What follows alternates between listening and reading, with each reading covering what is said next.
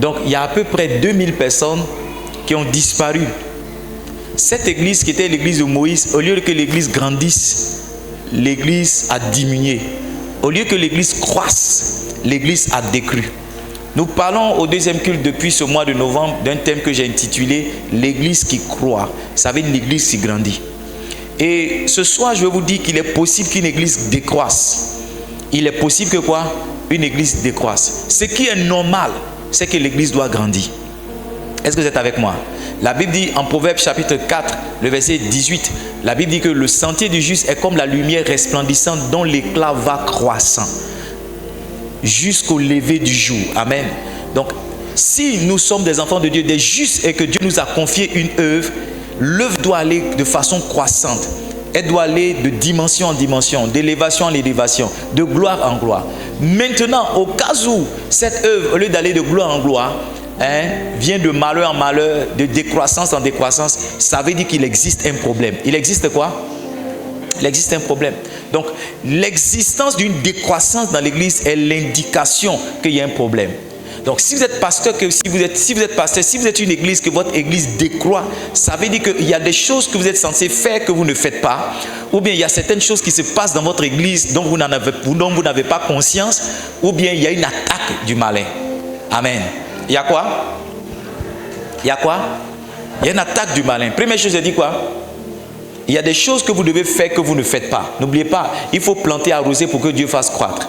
Alléluia.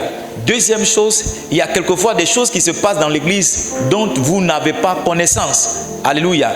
Donc, il y a des choses que certaines personnes font dans l'église et que vous ne savez pas quelquefois. C'est ça qui envoie la décroissance. Et puis, troisième fois, vous devez savoir que vous êtes attaqué. Parce qu'une attaque de Satan peut produire la décroissance. Amen. Et Satan attaque de diverses manières. C'est pourquoi ce matin, au premier culte, je vous disais qu'on devait beaucoup prier. Et l'une des raisons pour lesquelles on doit prier, c'est parce que Satan attaque l'église. L'un des moyens que le diable utilise pour attaquer une église, c'est ce que j'appelle l'esprit de déloyauté. Tous les esprits de déloyauté sont des esprits sataniques, sont des esprits démoniaques.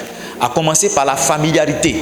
Je disais à un de mes frères, alors que j'étais chez mon père spirituel ce week-end pour la retraite, je disais à un de mes frères, il y a un piège dans lequel tous ceux qui suivent notre père peuvent tomber s'ils ne font pas attention. Je lui ai dit, c'est le piège de la familiarité. Je lui ai dit, tu sais, papa, il n'est pas compliqué. Notre papa, il est très simple. Il n'est pas dans le protocole, fais ceci, fais cela. Il ne faut pas forcément l'annoncer, dire des grands mots quand on doit le présenter. Il est simple, c'est sa nature. Il aime les gens, il aime se mélanger aux gens. Quand il finit de prêcher, il n'y a pas une place par laquelle on le fait sortir de façon spéciale. Quand il finit de prêcher, il est là, il va te toucher, il va rigoler. Je lui ai dit, ça c'est un piège. C'est un piège pour quelqu'un qui n'a pas l'esprit de l'honneur. Parce qu'il va se dire, non, oh, le pasteur, il est tellement simple, c'est mon grand frère, mon papa, c'est comme mon frère, c'est ceci, c'est là. Je dis, quelqu'un qui tombe dans cette séduction, please, don't check my sound, don't touch it. The sound is good, don't touch it. Donc, je lui ai dit, quelqu'un qui tombe dans cette séduction-là, il peut arrêter de voir le prophète qu'il est. Et puis, avoir une certaine attitude qui va le faire passer à côté de l'onction qu'il peut avoir.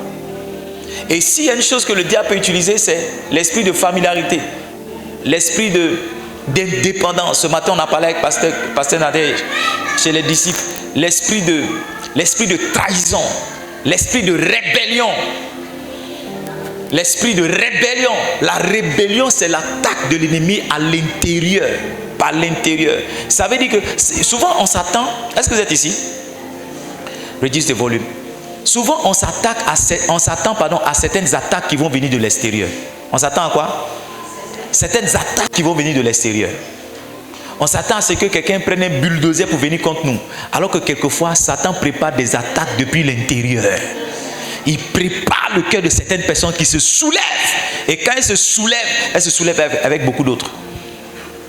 Donc, il y a trois choses qui peuvent expliquer la décroissance d'une église. La première chose, c'est quoi? Le manque de sagesse, ou bien le fait que le pasteur, l'église ne fasse pas les choses qu'elle doit faire. Par exemple, si l'église ne prie pas. La deuxième chose qui peut expliquer la décroissance d'une église, c'est qu'il y a des choses à l'intérieur à l'église qui se font alors que le pasteur ne sait pas. Et puis troisième chose, certaines attaques du malin. Aujourd'hui, je vais vous parler essentiellement d'une chose particulière qui se passe dans l'église et quelquefois dont le pasteur n'a pas connaissance. Et pour ça, je vais vous envoyer dans le livre de Juges, le chapitre 7. Avant cela, Les deux raisons principales pour lesquelles l'église de Moïse a décru, elle est passée de 603 550 à 601 730, deux raisons principales. La première raison, ça a été la déloyauté. Corée, Dathan, Abiram se sont levés contre le leadership de Moïse et ont provoqué un soulèvement. La deuxième raison, ça a été l'absence de crainte de l'Éternel. Ça a été les murmures, les péchés dans lesquels les enfants d'Israël sont tombés. Quand vous lisez le chapitre 1 jusqu'au chapitre 26, vous allez observer ces choses-là à différents chapitres bien précis. Mais ce matin, je vais vous conduire dans le livre de Juges. Juges, allons-y au chapitre 7. Si je l'ai dit, yes.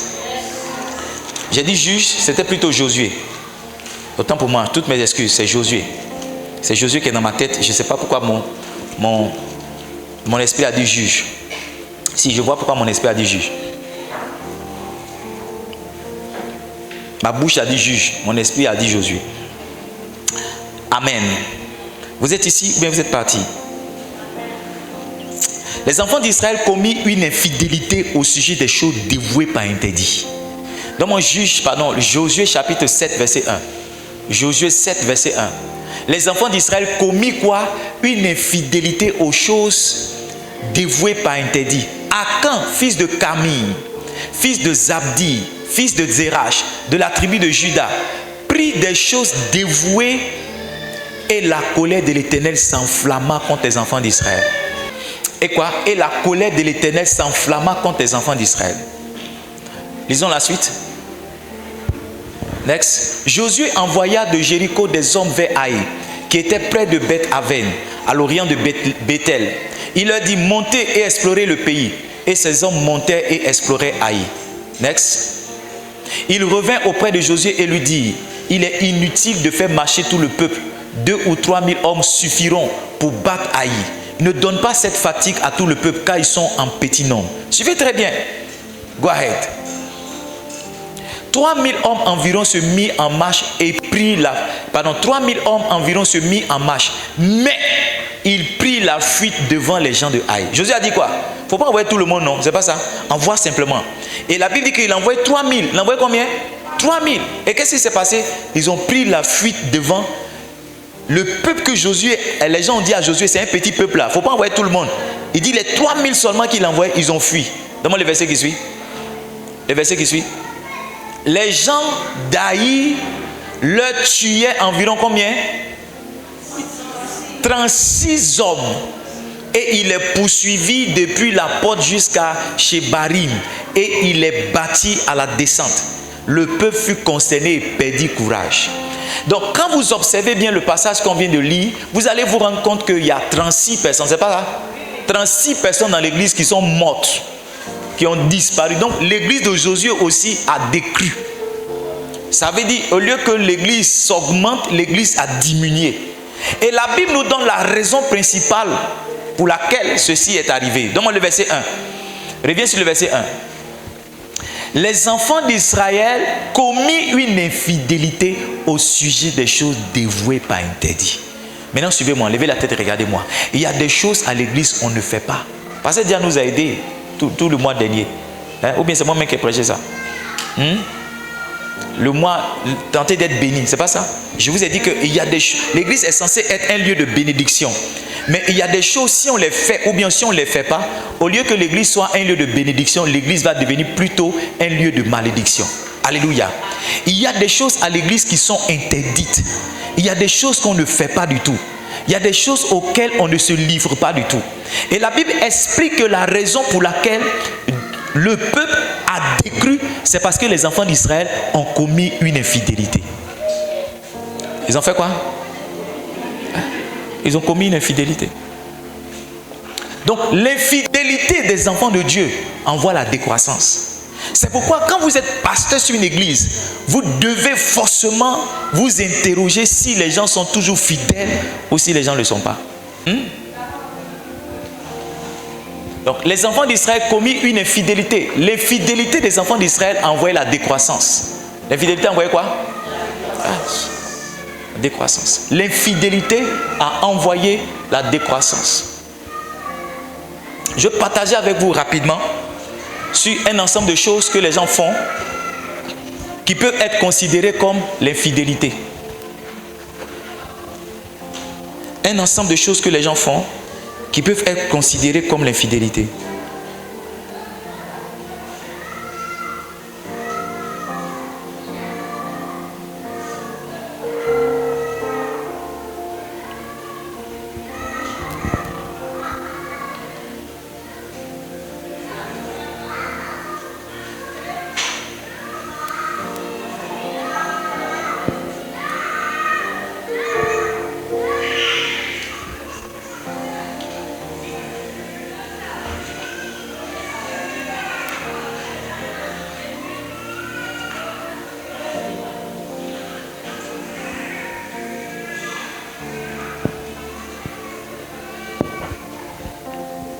Qu'est-ce que Akan a fait pour que la Bible dise qu'il a commis une infidélité? Quand ils sont rentrés à Jéricho, Dieu a donné cet ordre. Il a dit, quand vous allez, ne touchez rien. Tuez tout le monde. Ce que vous allez récupérer, ça appartiendrait. Non, là-bas, mais il a dit, ne prenez rien. Et la Bible dit que lorsqu'ils sont partis, on trouve l'histoire en Josué chapitre 6, Akan, il a vu un lingot d'or, il a vu des manteaux, des jolies choses, et il a récupéré. Il a récupéré pour lui. Il a récupéré pour augmenter sa richesse. Sauf que l'implication de son action a amené la diminution de son église. Voici là où je veux vous amener. Quelquefois, nous sommes à l'église et nous nous disons, oh, ma vie, c'est ma vie. Je peux vivre comme je veux. Je peux faire ce que j'ai envie de faire. Dans tous les cas, si Dieu doit frapper quelqu'un, il va me frapper moi. Le péché d'Akan a fait que 36 personnes sont mortes dans son église. Quand on appartient à une église, quand on appartient à une communauté, sa vie n'est plus sa vie. Ce que tu fais en bien comme en mal, il peut avoir des répercussions sur cette église. Ce que tu fais qui n'est pas bien, à cause de toi, un jugement peut tomber sur l'église. Élie lui-même n'était pas celui qui couchait avec les femmes. Élie lui-même n'était pas celui qui prenait les offrandes de force. C'était ses enfants Ophné et Phiné. Sauf que quand le jugement de Dieu a frappé, le jugement de Dieu ne s'est pas limité à Ophné et à Phiné. Le jugement de Dieu est parti jusqu'à Élie. Mieux, le jugement de Dieu est parti jusqu'à la descendance d'Élie. Donc quand vous êtes dans une communauté, ce que vous faites a des implications, des répercussions sur cette communauté. C'est pourquoi moi en tant que pasteur, quand je sais que vous n'avez pas une bonne qualité de vie, qu'est-ce que j'ai à faire? C'est de vous disqualifier ou vous arracher votre responsabilité. Si vous lisez la suite donc de Josué chapitre 7, ce soir je ne serai pas long. Si vous lisez la suite de Josué chapitre 7, Akan a été démasqué. Parce que lorsque le peuple est mort, lorsque les 36 personnes sont mortes, Josué est parti prier. Et Dieu lui a dit, c'est parce qu'il y a parmi vous quelqu'un qui s'est livré à l'interdit. Et Dieu a démasqué Akan. Quand Dieu a démasqué Akan, la sanction d'Akan, ça a été premièrement d'être exclu de l'église. La deuxième sanction, ça a été la lapidation. Donc en plus de l'exclusion, la lapidation est venue. Livingstone, quelqu'un qui se livre au péché dans une église devient ennemi de cette église. Quelqu'un qui a décidé de vivre dans le péché, de se livrer à ce qui est interdit par Dieu, a décidé d'être un ennemi. Parce que écoutez-moi bien, chaque péché vient avec une malédiction. Deutéronome chapitre 28, je crois que ça doit être le verset 15. Est-ce que je peux avoir ça? Deutéronome chapitre 28, donne-moi le verset 15.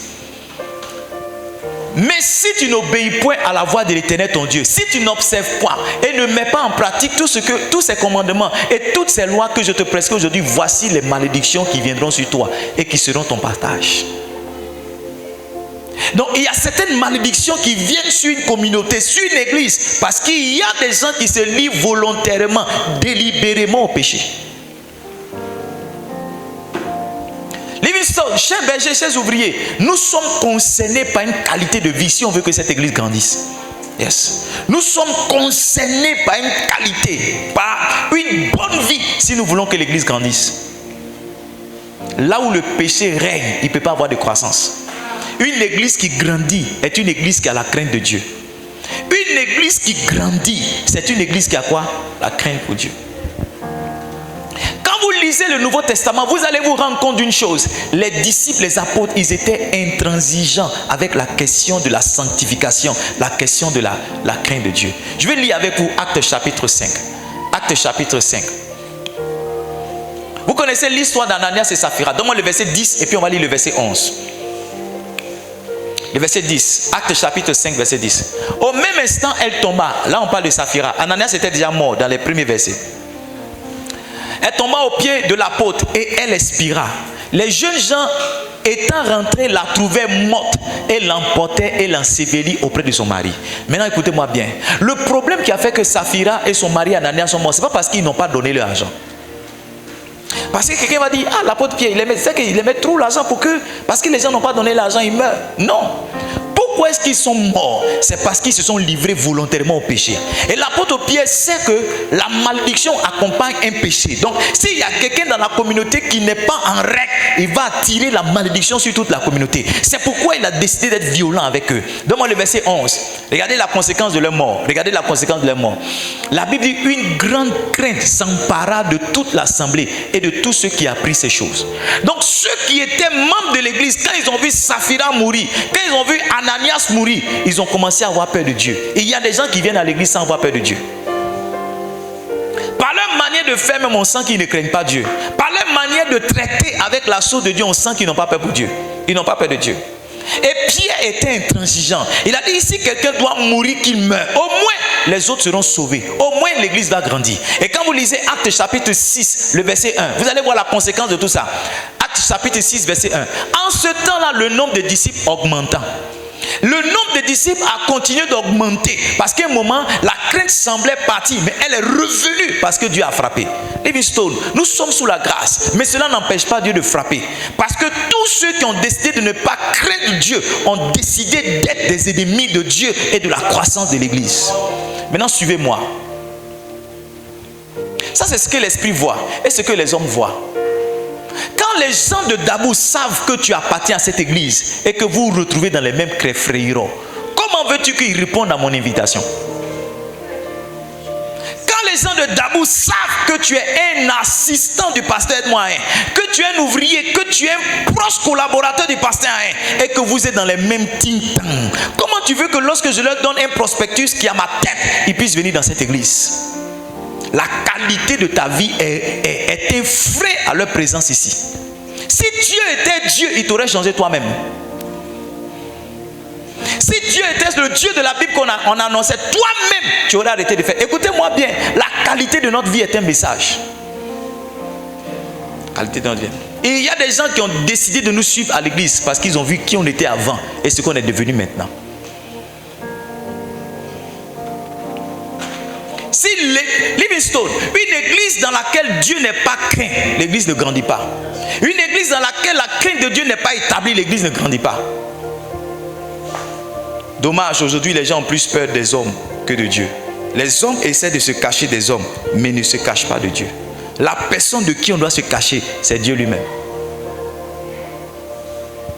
La personne, de qui on doit chercher à se cacher, c'est Dieu, justement, c'est Dieu lui-même. Dieu lui-même. Est-ce qu'il y a la crainte ici? Est-ce que nous sommes une église qui craint Dieu? Est-ce que nous sommes une église? Écoutez-moi bien, la notion de la crainte ne bannit pas la réprimande. Quelqu'un qui a vendu sa maison, qui est venu donner une partie, il est mort. Et celui qui n'a pas vendu. Quelqu'un qui a sa propre maison, au lieu de donner tout, il dit non. Elle dit on a eu 2 500 000 au lieu de 5 millions. Elle a gardé une partie, elle est morte. Parce que derrière ce qu'ils ont fait, l'apôtre Pierre va lui dire quoi? Allons-y, Actes chapitre 5, donne-moi le verset 5. Pourquoi nous devons... Ananias expira. Donne-moi le verset 4 d'abord. Le verset 4. S'il n'eût pas été vendu, ne te resterait-il pas? Et après qu'il ait été vendu, le prix n'était-il pas à ta disposition? Maintenant, regardez. Lisez avec moi. 1, 2, 3, go. On lit la fin. Comment... Oh, il y a un gaou là-bas qui a fait passer le verset. 1, 2, 3, on lit la fin. Comment as-tu pu mettre en ton cœur un pareil dessein? Maintenant, regarde la fin. Ce n'est pas à des hommes que tu as menti, mais c'est à Dieu. Donne-moi le verset 9.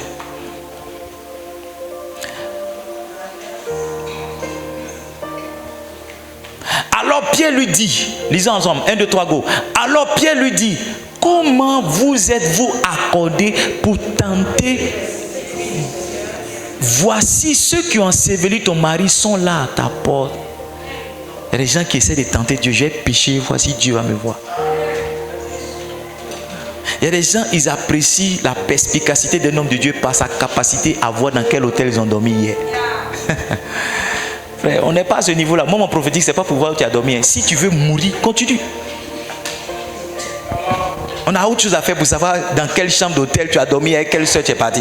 On a autre chose à faire. Si tu veux mourir, nous, on va t'enterrer parce que tu es notre ennemi. Maintenant, là, il y a une grâce. Je prêche puissamment aux funérailles des gens.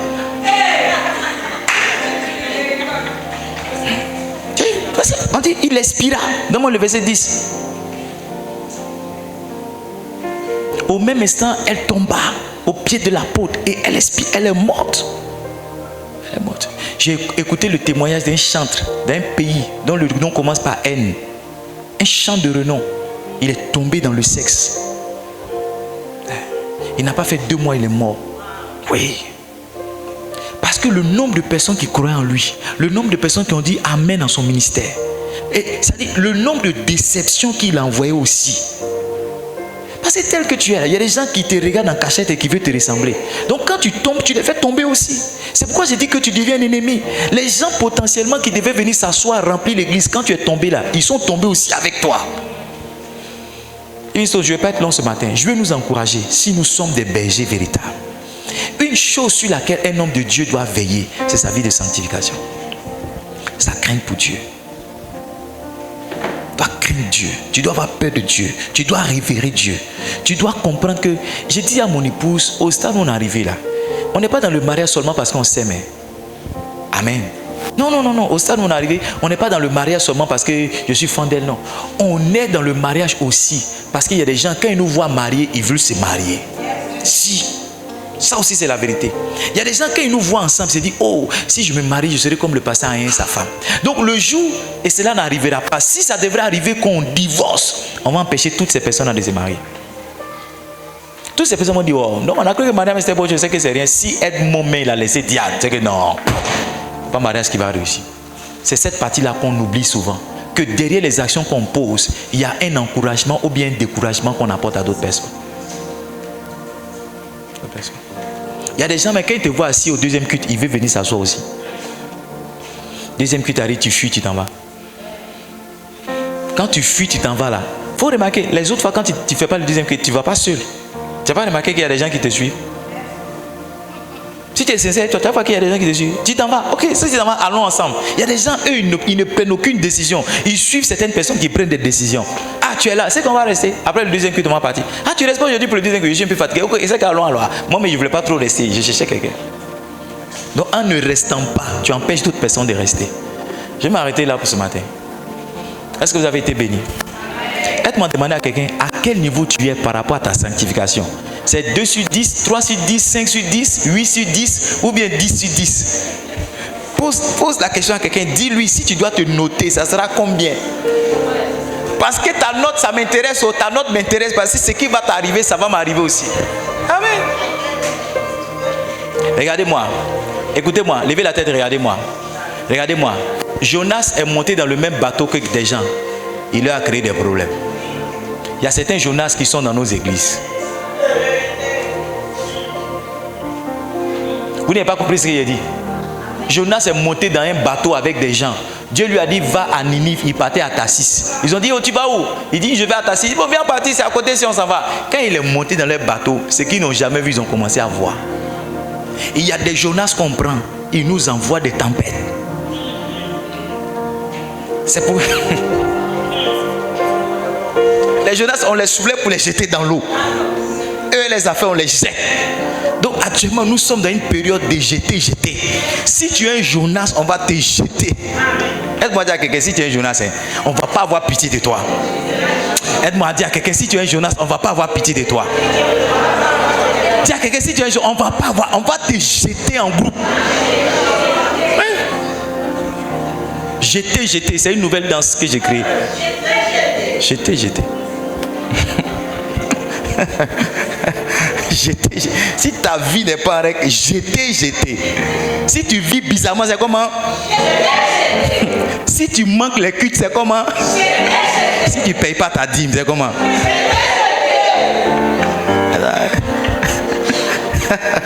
Ma fille, jeter, si tu ne viens pas à la répétition, tu n'es pas fidèle à l'église, c'est jeter, jeter. Jeter, jeter. La Bible dit que dès qu'ils ont jeté Jonas, la tempête s'est calmée. Tu n'as pas remarqué ça? Il y a des Jonas dans nos bateaux. On fait ci, on fait ça, on fait ci, on fait ça. Maintenant, c'est jeter, jeter. Saint-Esprit, merci. Jeter, jeter.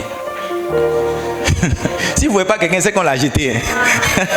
Demandez-lui, le pasteur t'a jeté ou bien tu es un peu malade. Amen. Jeter, jeter maintenant. Voici une on va prier. Voici ce qu'on va demander à Dieu. Seigneur, donne-nous la force de te craindre.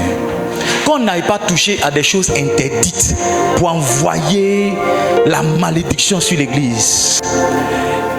Que nous n'allons pas toucher à des choses interdites pour empêcher cette église de grandir. Est-ce qu'on peut faire cette prière? Est-ce qu'on peut lever la voix et prier? Est-ce qu'on peut lever la voix et prier? Ah, masala mamaru suka pala pala. Yanta da da da da da do zogopolo zika pala pala. Randa da da da da de. Les mama sandala mama mama rundolo gopolo. Est-ce que tu peux prier? Mande de de de de de do zeke bala bala. Yanta la mama mama shanda da da da do. Zala kaparu sika branda da da. Nous prions que Dieu nous donne des cœurs d'hommes qui le craignent. Que Dieu nous donne des cœurs d'hommes qui le craignent. Des hommes et des femmes qui le craignent vraiment. Des hommes et des femmes qui le craignent vraiment. Que Dieu nous donne des cœurs qui le craignent. Shalamama Rusuka Branda. Samama mama mama mama mama. Yanta da da da do suka pala pala. Est-ce que nous sommes en train de prier? Est-ce que nous sommes en train de prier? Est-ce que nous sommes en train de prier? Que Dieu nous donne des cœurs qui le craignent. Des cœurs qui le craignent. Au nom puissant de Jésus. Amen. Prends la main. Mais quand la lumière apparaît, automatiquement, elle chasse les ténèbres. Automatiquement, elle chasse les ténèbres. Si nous voulons croître, nous devons être une église qui marche dans la crainte de Dieu. La première clé que j'ai partagée avec vous le dimanche passé, c'était la clé de la loyauté. Ce dimanche, la clé que je partage avec vous, c'est la clé de quoi? La crainte de Dieu et la sanctification. Si vous devez prier pour cette église, priez pour que cette église ait des membres loyaux, les membres fidèles. Si vous devez prier pour elle, priez afin que la crainte de Dieu soit établie dans cette église. Priez afin que cette église soit une église. La Bible dit que l'église, c'est l'assemblée des saints, pas l'assemblée des pécheurs. Pas l'assemblée des pécheurs. L'église, c'est l'assemblée des saints. Marchons dans la sanctification et laissons Dieu nous donner une super giga méga church. Une quoi? Une super giga méga church. Une quoi? Une super giga méga church. Une quoi? Une super méga giga church.